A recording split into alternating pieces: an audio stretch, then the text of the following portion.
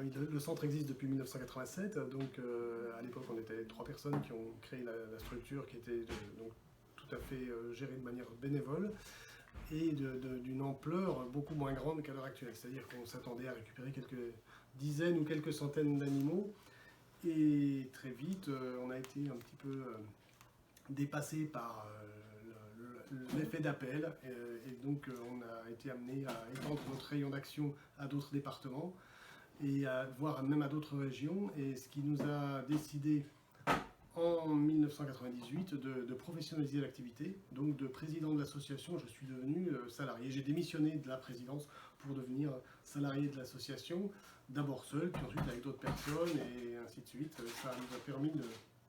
C'est un corbeau qui est un peu énervé.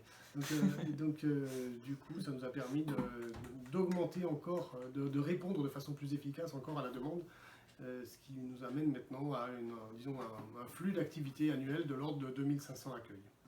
D'accord. Et du coup, au départ, lorsque du coup, le centre Athénas a été créé, ça représentait combien de personnes et combien, voilà, comme on dit, combien de mètres carrés pour qu'on se rende compte du coup de l'évolution et de l'ampleur que ça a pris, quoi. Au départ, quand on a commencé, c'était 3 personnes qui faisaient chez elles de leur mieux, puis très vite on s'est rendu compte que ça ne pouvait pas durer, donc on a en 1989 acheté ce terrain et créé les premières structures sur ce terrain, de façon à pouvoir avoir des volières, un bâtiment de soins, etc.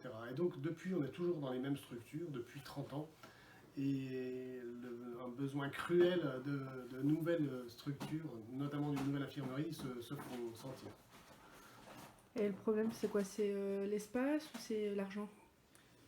Alors, en fait, le problème, c'est qu'on a besoin d'espace pour pouvoir travailler dans de meilleures conditions, accueillir stagiaires, bénévoles, salariés, services civiques dans de meilleures conditions. Et le corollaire de ce problème, c'est de trouver les financements. Donc, on est en train de travailler là sur un projet de bâtiment d'infirmerie qui nous permettra, on l'espère, de travailler comme on le souhaite. Alors,